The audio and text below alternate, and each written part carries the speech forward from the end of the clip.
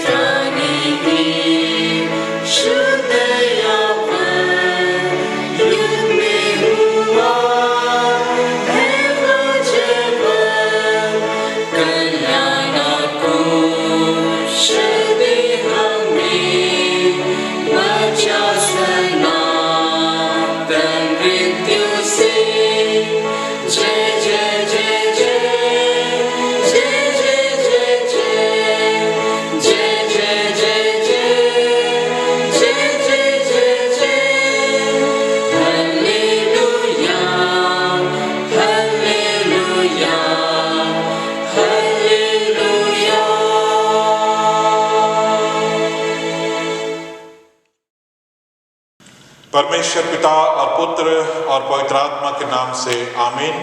हमारी सहायता ईश्वर के नाम से है जिसने स्वर्ग और पृथ्वी को सृजा।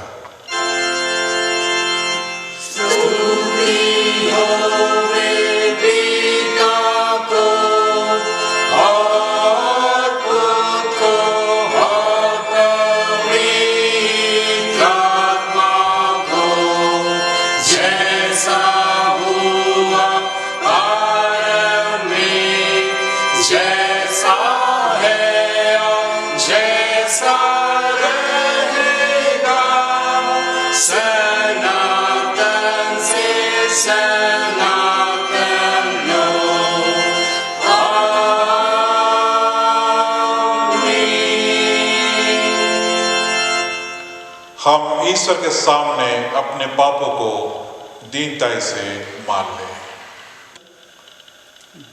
हे सर्वशक्तिमान ईश्वर दयालु पिता, हम दीनताई से अपने सब पाप और अपराधों को तेरे सन्मुख मान लेते हैं। तो अपने प्रिय पुत्र हमारे प्रभु यीशु ख्रिस्त के कारण हम पर दया दृष्टि कर और हमारे सब पापों को क्षमा कर। आमीन।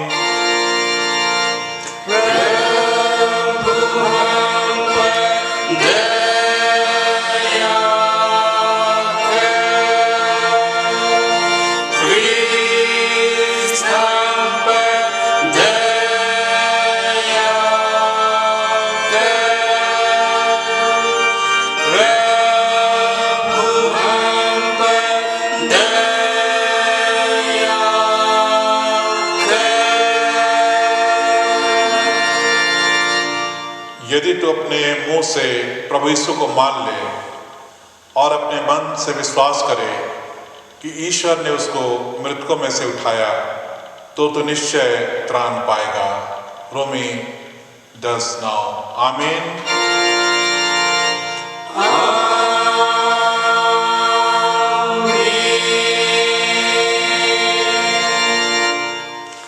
सबसे ऊंचे स्थान में ईश्वर का गुणानुवाद हो।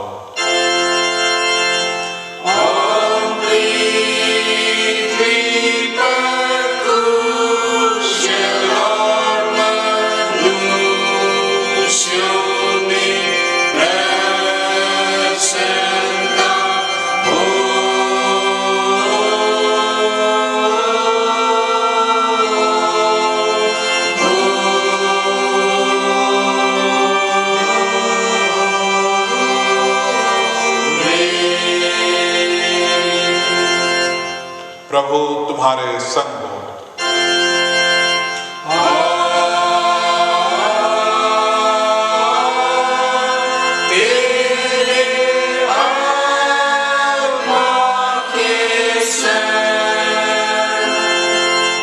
हम प्रार्थना करें।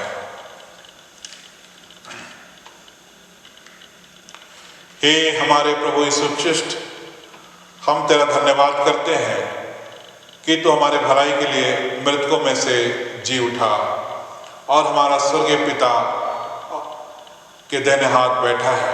हम तेरी स्तुति करते हैं कि तू अनुग्रह करके अपने स्वर्गीय दानों से हमको पालता और अपने आत्मा के द्वारा अगुवाई करता है, जिससे शांति और कल्याण हमको मिले। हमारी अविश्वासता पर दृष्टि ना करके अपनी दया को हमसे दूर मत कर, हमारे हृदयों की सब विशुद्धता मिटा, हमको अपने अधीन कर कि हम पाप और संसार की व्यर्थ सेवा को छोड़कर तेरी ही इच्छा के अनुसार चलें। हे प्रभु, तू ही हमारा राजा और चरवाहा है। तुझ पर भरोसा रखते हैं। तुझे को स्तुति और महिमा हो अब से सदा लो। आमीन।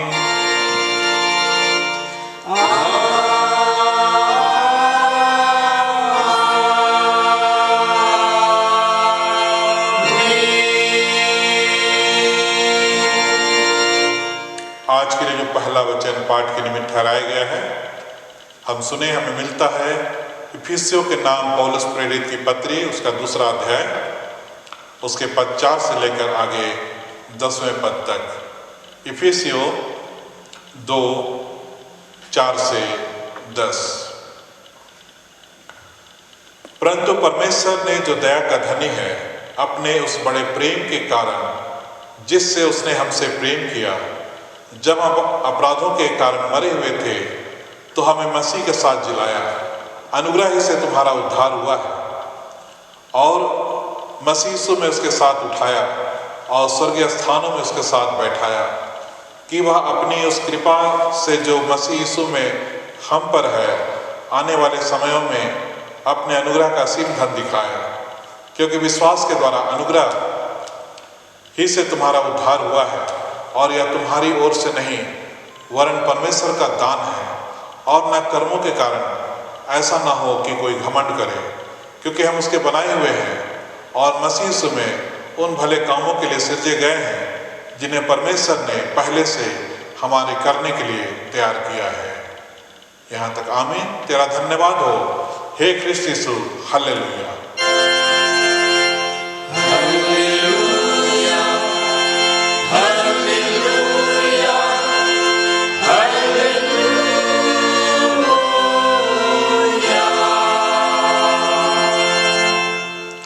अब हम समस्त क्रिस्तानी कलीसिया के संग अपना महापवित्र विश्वास मान लेके यूं कहें, मैं विश्वास करता हूँ परमेश्वर पिता पर जो स्वर्ग और पृथ्वी का सर्वशक्तिमान सृजनहार है, और उसे इकलौते पुत्र अपने प्रभु यीशु ख्रिस्ट पर जो पवित्र आत्मा से गर्भ में आया, कुंवारी मरियम से उत्पन्न हुआ, पांतुस पिलातुस के आज्ञा से दुख उठाया, क्रूस पर चढ़ाया गया, मर गया और गाड़ा गया, पाताल में उतरा, तीसरे दिन मृतकों में से जी उठा, स्वर्ग पर चढ़ गया और परमेश्वर सर्वशक्तिमान पिता के दाहिने हाथ बैठा है, जहाँ से वह जीवितों और मृतकों का विचार करने को फिर आएगा। मैं विश्वास करता हूँ पवित्र आत्मा पर, एक ही पवित्र क्रिस्टियानी कलीसिया, पवित्रों की संगत पर, पापों की क्षमा, देह के जी उठने और अनंत जीवन पर। आमीन।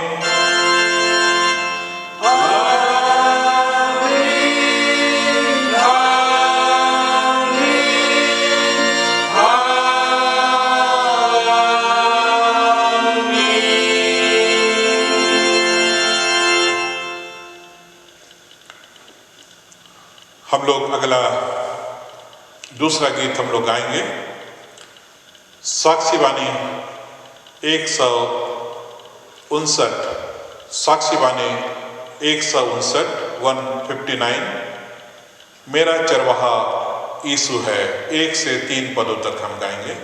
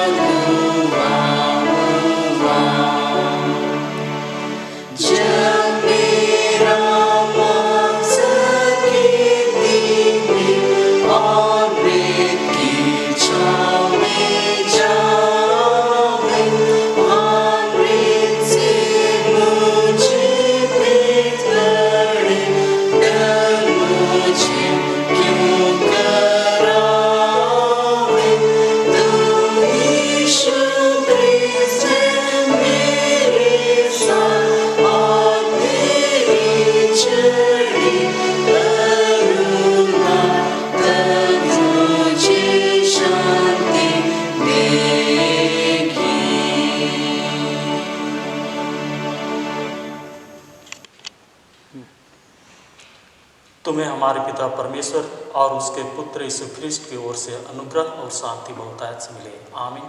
हम प्रार्थना करें। हे पवित्र परमेश्वर, धन्यवाद देते हैं प्यारे प्रभु कि तू हमारे साथ में है। जीवन की इस यात्रा में परमेश्वर तूने हम सबों को एक बालकपन से अगुवाई दी है, अपनी सुरक्षा में रखा है, और आज भी हम वचन की संगति में इस पवित्र आलय में उपस्थित हो पाते हैं। प्रभु, हमारे गुनाहों की क्षमा कर, और आप ही आज जो तू संदेश देना चाहता है परमेश्वर, उसे सुना। यीशु ख्रिस्ट के नाम में मांगते हैं प्रभु, विनती सुन के स्वर्ग राज में ग्रहण कर ले। आमीन।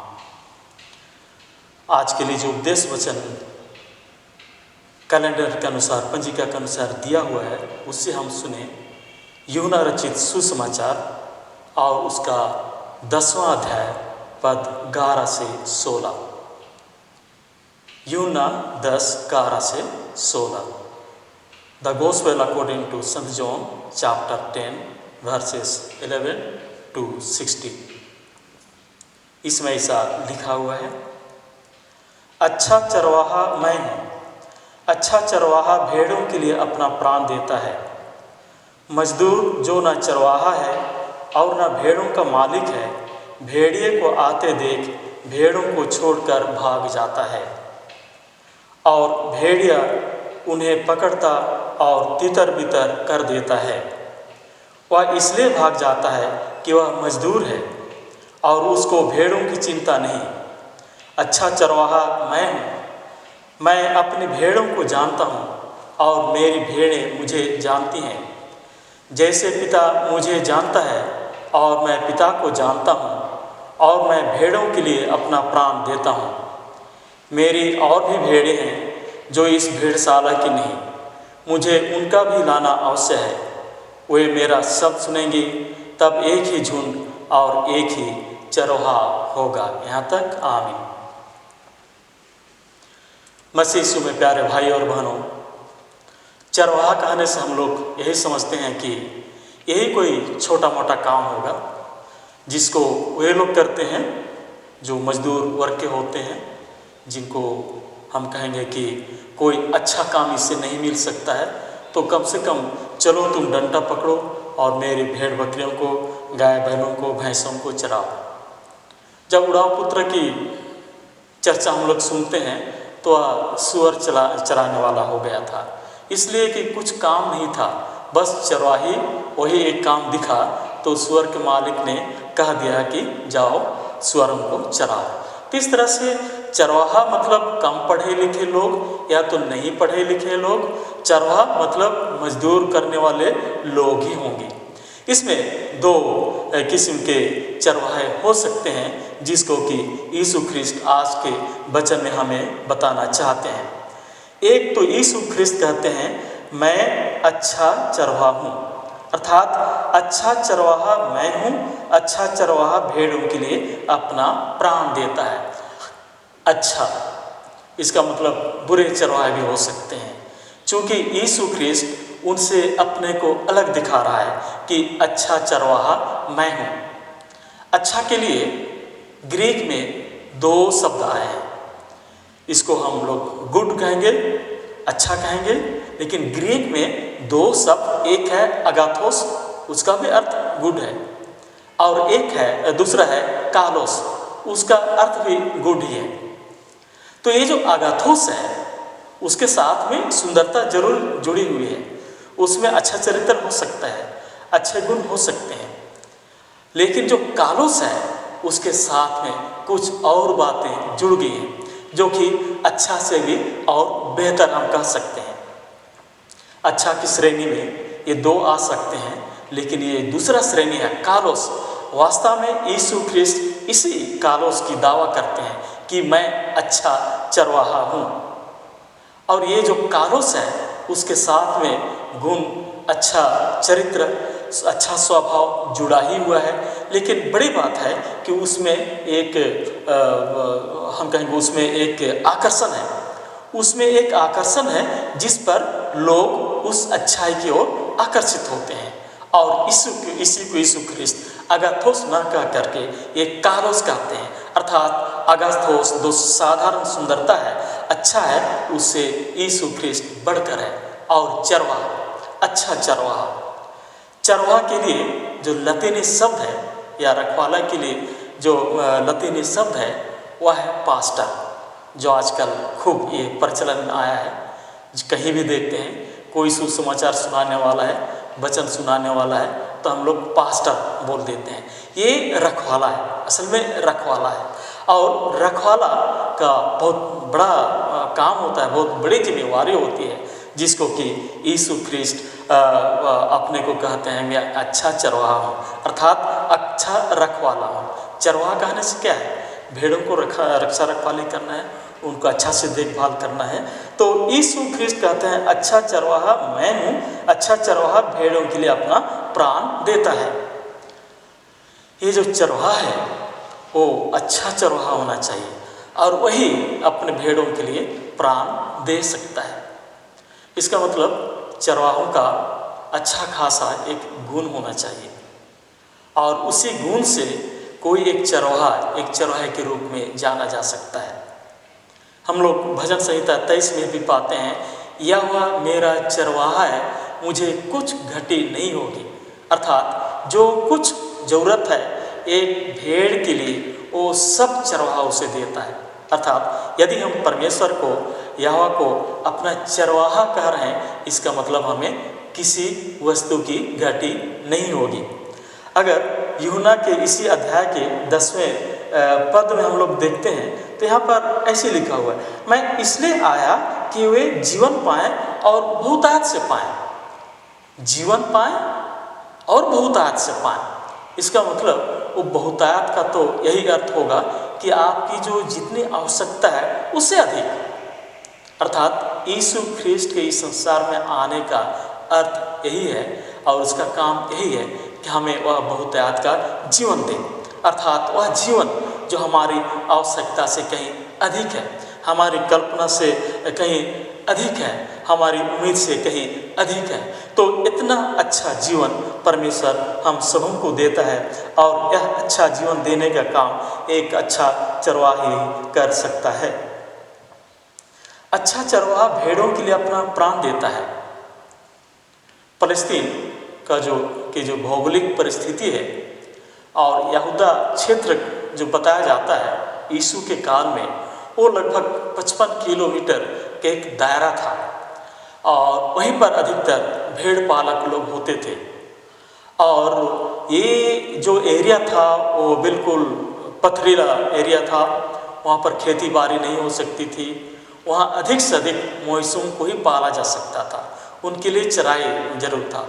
और ये जो कुछ खड़ी किस्म के चट्टानें होती थी और इन चट्टानों के बीच में ही बहुधा चरवाहे लोग अगर कहीं दूर से चराते चराते वहाँ आ गए हैं और घर लौटना संभव नहीं है तो वहाँ भेड़ों को ये लोग वहाँ इकट्ठा करते थे और रात भर वहीं वे लोग उनको टिकाते थे। हम कहेंगे कि अच्छा चरवाहा भेड़ों के लिए अपना प्राण देता है, इसका मतलब भेड़ों के साथ में खतरे की बात है, खतरे की बात है। एक चरवाहा अपने साथ में कम से कम 3 हथियार रखता था। एक तो गोफन, जिसको हम लोग ढेलवांस कहते हैं, बहुत तेज पत्थर इससे चलती है और ये सुरक्षा के साथ साथ में बैरियों पर प्रहार करने के लिए भी अच्छा काम आता है। दूसरा है छड़ी। छड़ी वो जो हमारे बिशप लोग पकड़ते हैं उसी डंटा वो मुड़ा हुआ होता था और उससे क्या था कि कभी कभी चरवाहे लोग उसे मुड़े हुए भाग से गले में भेड़ों को फंसा करके अपनी ओर खींचते थे। वो इसलिए कि भेड़ को कहीं रोग तो नहीं है, कोई तकलीफ तो नहीं है, तो उनको नियंत्रित करने के लिए वो मुड़ा हुआ भाग छड़ी का काम करता था। और तीसरा हथियार था बड़ा डंडा, हम लोग कहेंगे मोटा किस्म का डंडा, और वो एक तरफ भारी गद्दा के जैसा होता था, वो भी सुरक्षा के लिए जरूरी था। अर्थात कोई चोर या डाकू या कोई जंगली जानवर, हुंडार इत्यादि अगर भेड़ पर आक्रमण कर रहे हैं तो वही भारी डंडा काम में आता था। चोर डाकू होते ही थे, उनसे लड़ना भिड़ना ये चौराहों को जरूरत पड़ता ही था और उसी समय यही मोटा डंडा काम में वह लाता था। और वैसे तो और एक साधन उसके साथ में होती थी, वह थैला होता था और थैला में बहुधा खाने की चीज़ें होती थी जिसमें कि सूखे मेवे इत्यादि होते थे और भेड़ों से दूध इत्यादि भी मिलता था, तो उनको पनीर भी खाने को मिलता था और इस तरह से उस थैले में वही खाने पीने की चीज़ों को रखा जाता था। तो मसीह में प्यारे भाई और बहनों, ये जो चरवाहे के काम है, चरवाहे का काम है कि भेड़ों को कोई तकलीफ ना हो, उनका पेट अच्छा से भरना चाहिए। भेड़ों को प्यास लगती है तो उनको पानी के पास में उसको ले जाना है, अगर कोई रोग तकलीफ है तो उनका भी देखभाल करना है, और उसी के साथ में जंगली जानवर और चोर डाकों से भी उनका सुरक्षा करना जरूरी था। हम कहेंगे यहाँ पर दोहरा, हम कहेंगे डबल काम चरवाहे को करना पड़ता था। इसलिए तो कितनी जिम्मेवारी की इनको ड्यूटी निभानी पड़ती थी, इसको हम एक चरवाहे के जीवन में देख सकते हैं।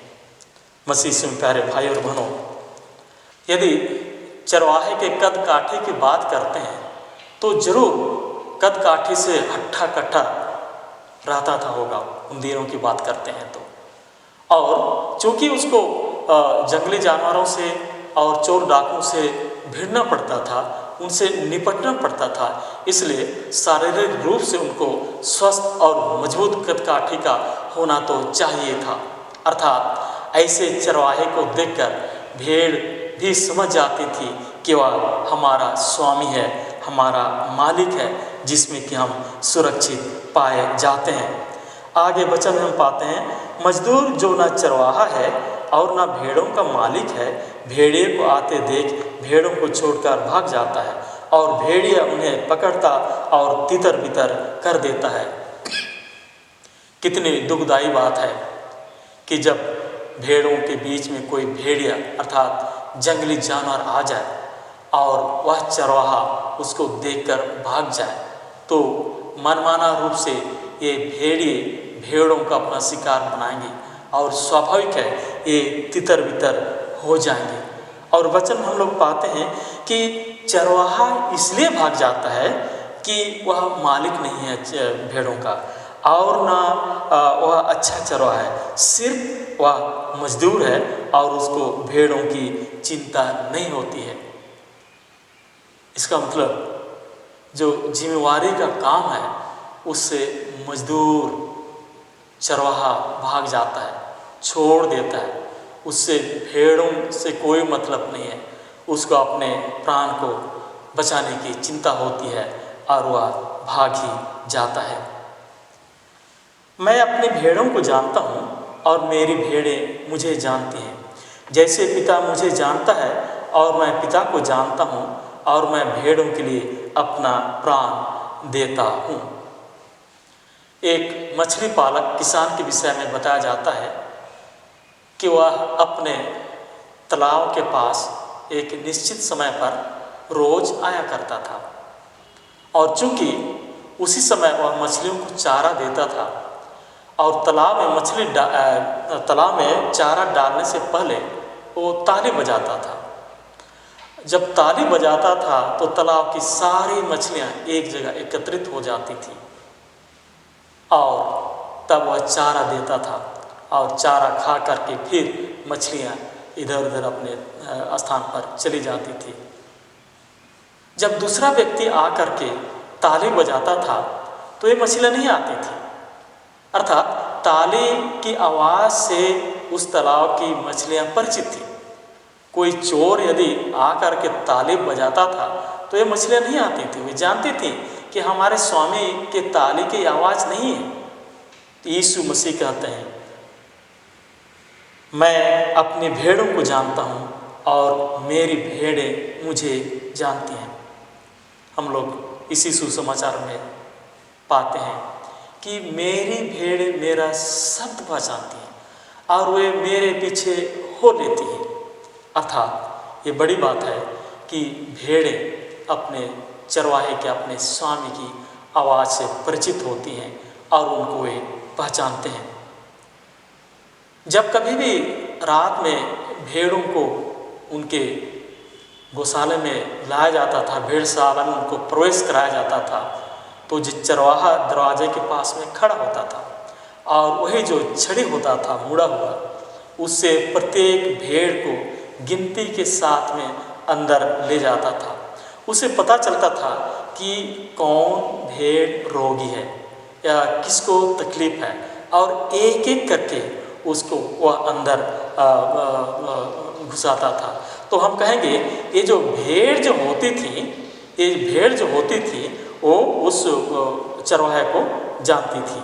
तो मसीह में प्यारे भाई और बहनों, यह तो काम है यीशु मसीह का जो कहते हैं कि मैं अच्छा चरवाहा हूँ।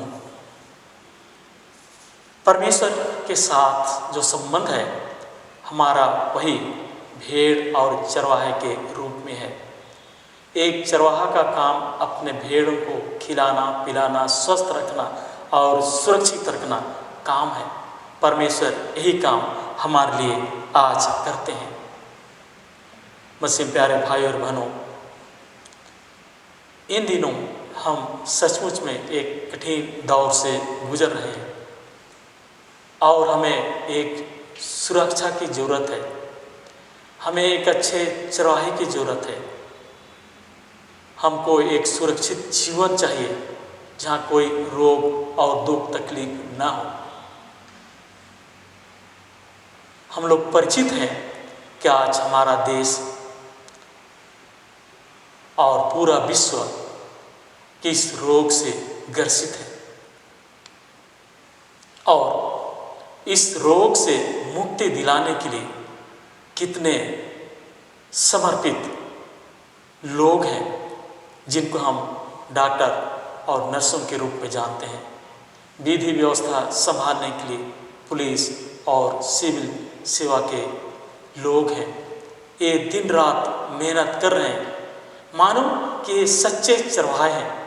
बहुत से डॉक्टर और नर्सों के विषय में यही आजकल सुनने को मिलती हैं कि वे अपना घर जा नहीं पा रहे हैं, वे अपने परिवार से मिल नहीं पा रहे हैं, चूँकि उनको सेवा देना है, देश को सुरक्षा देना है, इनकी रखवाली करना है और ये अपने परिवार से बढ़ कर के देश की चिंता है। एक सच्चे चरवाहे का लक्षण है, एक सच्चे रखवाले का लक्षण है जो आज देश के लिए ये योद्धा उनको पूरा कर रहे हैं, अपनी जिम्मेवारी निभा रहे हैं। रोज़ इन बातों से आज हम परिचित हो रहे हैं कि संक्रमण जो कोरोना का है किस कदर से बढ़ रहा है और इसको रोकने का उतना ही उपाय किया जा रहा है, जिसमें कि हमारे देश के नेतागण लगे हुए हैं कि किस तरह से देश को सुरक्षित किया जाए। और जो सेवा कर्मी हैं, सफाई कर्मी हैं, पुलिस विभाग के लोग हैं और जितने भी विधि व्यवस्था संभालने वाले बड़े अधिकारी दिन रात इस काम के लिए लगे हुए हैं। यह एक चरवाहे का ही लक्षण हो सकता है। यह गंभीर समय है और गंभीर समय में इनसे निपटना बहुत ज़रूरी है और इसीलिए तो हर व्यक्ति को, हर नागरिक को यह हिदायत दी जा रही है कि इस कोरोना से बचने का एकमात्र उपाय है सामाजिक दूरी बनाए रखना और ये मास्क लगाना और जो प्रतिबंधित आना जाना नहीं करना है उसको नहीं करना है। मसीह प्यारे भाई और बहनों, हम नहीं कह सकते इस बीच में परमेश्वर की क्या इच्छा है। हम नहीं कह सकते कि दुनिया का क्या अंत तो कहीं निकट नहीं है, लेकिन ऐसा भी नहीं है, क्योंकि जिन कालों या समय को परमेश्वर ने अपने ही नियंत्रण में रखा है उसको हमको जानने का जरूरत नहीं है। जैसा कि यीशु ने अपने शिष्यों को जवाब में कहा। मसीह प्यारे भाई और बहनों, कहीं यह रोग हमारे गलत आचरण के द्वारा से तो नहीं हो रहा है, कहीं यह रोग हम प्रकृति में के विरोध में चल रहे हैं, इसका कारण तो नहीं हो सकता है। जिस तरह से समृद्ध देश इससे अधिक प्रभावित हो रहे हैं और उसी के अनुपात में यदि ऐसे देश को देखते हैं जहां थोड़ा कम विकसित है तो यहाँ इस रोग का प्रकोप कुछ कम ही हुआ है। भारत देश में भी कहा जा रहा है कि जो राज्य ज़्यादा एडवांस है वहाँ पर इसका प्रकोप अधिक हो रहा है। इसका मतलब यह हो गया कि हम जितना समृद्ध हैं उतना ही अधिक प्रकृति के विरुद्ध हम चल रहे हैं और संभवतः इसीलिए वहाँ रोग का प्रकोप अधिक हो रहा है। यहाँ लिस्ट देने की जरूरत नहीं है कि कौन कौन से समृद्ध देश इससे अधिक संक्रमित हैं, अधिक तबाह है। एक भाई से बातचीत हो रही थी कि मुझे लगता है कि झारखंड प्रदेश में कुछ रोग ऐसे हैं जो कि बहुत देरी से आते हैं और तुरंत चले भी जाते हैं। इसका कारण कहीं जंगल झाड़ की बात तो नहीं है, इसका कारण यहाँ की आबोहवा से तो जुड़ा हुआ नहीं है। और यहाँ जो पेड़ पौधे इत्यादि हैं, ये इनके जो असर हैं, उनके कारण से यहाँ का जो हवा पानी शुद्ध है, जिसके कारण से संभवतः इस तरह के रोग बहुत कम असर करते हैं। यह विचारणीय बात हो सकती है कि हम प्राकृतिक साथ में यदि चलते हैं, प्रकृति के नियमों का पालन करते हैं, तो निश्चित रूप से हमें बहुत ऐसे रोग नहीं होंगे। या तो हम परमेश्वर के वचन के द्वारा से कह सकते हैं कि हमें संसार की इसकी रक्षा रखवाली करना है, देखभाल करना है। सृष्टि का काम जब पूरा हो गया तो परमेश्वर ने मनुष्य को इसकी जिम्मेवारी सौंपी, इसकी देखभाल करना है, इसकी रक्षा रखवाली करना है। और इसी में कहीं चूक हुई होगी कि हम इस प्रकृति को, इस सृष्टि के प्रति जो हमारी जिम्मेवारी है, उसमें संभवतः हम उसको ठीक ढंग से पूरा नहीं कर पाए। और भी एक बात है कि इसको मैं अपने ढंग से देखता हूँ कि ये जो छोटे बच्चों से लेकर के 40 साल के उम्र के लोगों को यह रोग अधिक हो रहा है। तो ऐसा दिखता है कि यह भी खान पान और अपने जीवन शैली से ही जुड़ा हुआ दिखता है। अर्थात आज जो ये फास्ट फूड की बात है, ये डिब्बाबंद खान पान की बात है, आज के लोग, आज के बच्चे अधिक उसको पसंद करते हैं, जिससे शारीरिक रोग निरोधक क्षमता वो कम हो जाती है। और संभव है कि इसी कारण के से ये इन उम्र के लोगों को ये रोग अधिक प्रभावित कर रहा है। यह संभव है। तो मसीह में प्यारे भाई और बहनों, बड़ी जिम्मेवारी है। परमेश्वर हमारा पिता है, परमेश्वर हमारा चरवाहा है, वो हमें किसी भी भली चीज़ का घटी होने नहीं देंगे। इसको हमको विश्वास करना है और हम यही परमेश्वर से दुआ करते हैं कि परमेश्वर इस कठिन समय में हस्तक्षेप करे कि हमने जो गलती की है वो सुधारे जाए। और यही बात आजकल दिख रही है। हमारा जो वर्तमान पीढ़ी है, जो खान पान में ये अलग तरह की चीज़ों को पसंद करते हैं, अर्थात फास्ट फूड और डिब्बाबंद चीज़ों को ज़्यादा पसंद करते हैं, जिससे संभव है कि ऐसे लोगों को यह रोग जल्दी पकड़ रहा है। और इसीलिए ज़रूरी है कि हम सबों को प्रकृति के साथ में चलना है। परमेश्वर हमारा चरवाहा है, परमेश्वर हमारा देखभाल करने वाला है। वह किसी भी संकट से हमें जरूर छुटकारा देगा। परमेश्वर अपनी सृष्टि को सुधारने चाहता है। परमेश्वर अपनी सृष्टि को मूल रूप में इसको बनाए रखना चाहता है। और इसीलिए तो हम नई पृथ्वी और नए आकाश की बात करते हैं। परमेश्वर इसी बहाने इस संसार को जरूर सुधारेगा, अपनी सृष्टि को मूल स्वरूप में जरूर ले जाएगा। यही हमारा विश्वास और भरोसा है। परमेश्वर आप इस बात में हमारी सहायता करें। आमीन। हम प्रार्थना करें। पवित्र परमेश्वर, तेरा धन्यवाद करते हैं प्रभु कि तू आज हम सबों को वचन की संगति दी है। वचन के द्वारा से जो भी आज संदेश मिला है प्यारे पिता, उन चीज़ों को हम अपने जीवन में अमल में लाएं, ताकि वो भी संकट हमारे जीवन में ना आए भी तो परमेश्वर तुझ पर हम भरोसा करें, ताकि उन संकटों में हम विजय प्राप्त करें। यीशु ख्रिस्ट के नाम में आमीन। और ईश्वर की शांति जो समस्त ज्ञान से परे है, ख्रिस्ट यीशु में आप सबों के मन और हृदय की रक्षा और रखवाली करे अनंत जीवन के लिए। आमीन।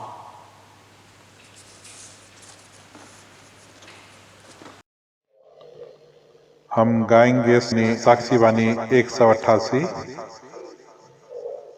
188।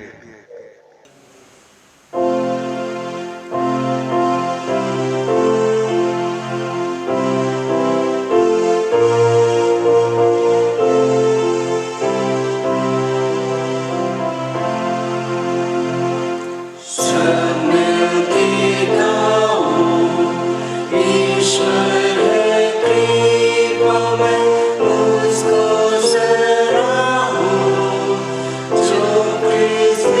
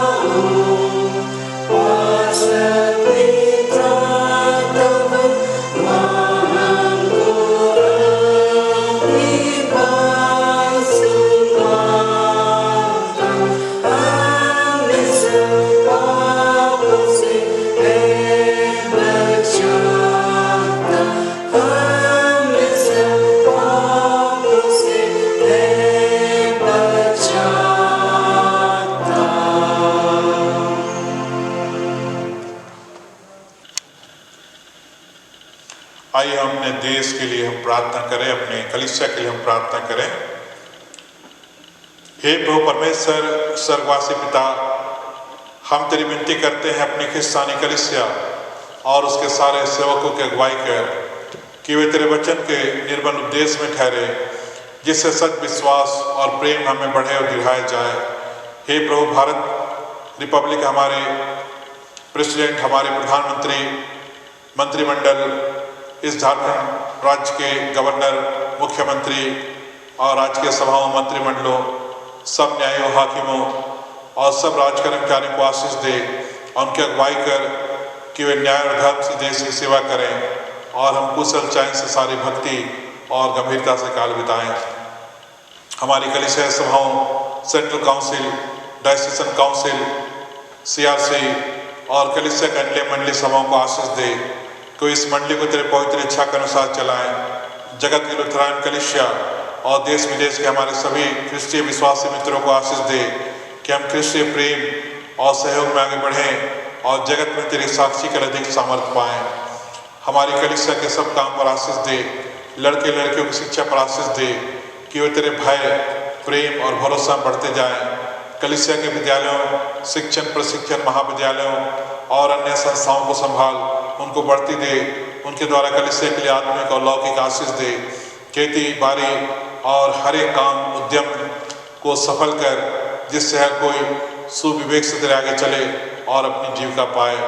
अपनी कृपा से उन सब पर दृष्टि कर जो कंगालपन, रोग और नाना प्रकार की शकेती और दुख में उनको शांति दे। हे पिता परमेश्वर, इस वक्त जो हमारा देश कोरोना वायरस के संक्रमण से जूझ रहा है, इस महामारी से तो आप ही एक एक की रक्षा रखवाली कर। और पिता परमेश्वर, इस दरमियान जितने लोग हताहत हुए हैं, उन शोकित परिवारों के लिए विशेष प्रार्थना करते हैं, उन्हें अपनी शांति प्रदान कर। हाँ पिता परमेश्वर, तेरी शांति के द्वारा वह संभाले जाएं। और पिता, जो भी ऐसे दुख के समय में भिन्न भिन्न जोखिमों में पड़े हुए हैं, तू अच्छा चरवाहा है, तू आप ही उनकी सहायता कर और उनकी हर एक जरूरतों को पूरा कर। जो भी खाने पीने से लेकर और भी अन्य चीज वस्तुओं की आवश्यकता है, तो आप ही उन्हें पूरा होने दे। हाँ पिता परमेश्वर, हर एक जोखिम से उन्हें बचा ले।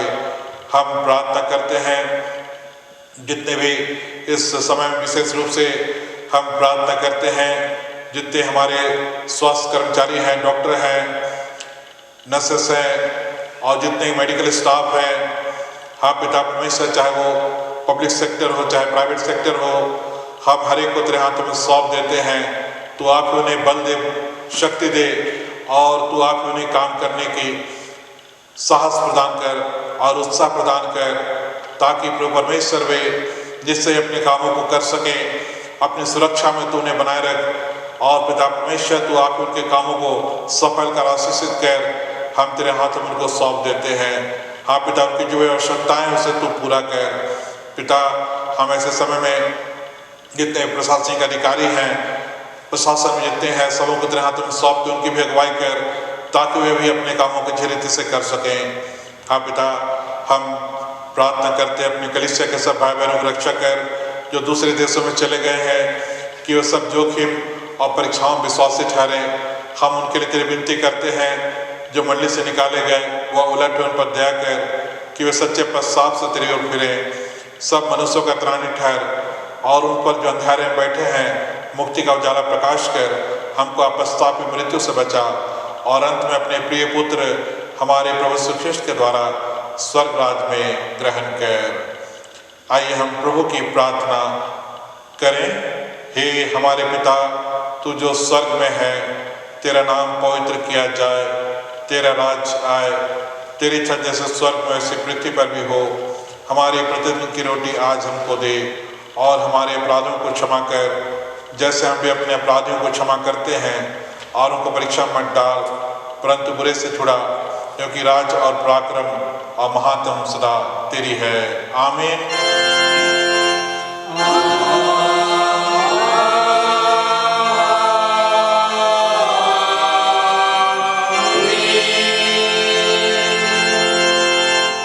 अब त्रिएक परमेश्वर का आशीर्वाद विश्वासी और दीन मन से ग्रहण कर। परमेश्वर तुझे आशीष दे और तेरी रक्षा करे। परमेश्वर अपने मुंह का प्रकाश तुझ पर करे, तुझ पर अनुग्रह करे। परमेश्वर अपने मुंह का प्रकाश तुझ पर करे और तुझे अपना कुशल देवे। आमीन।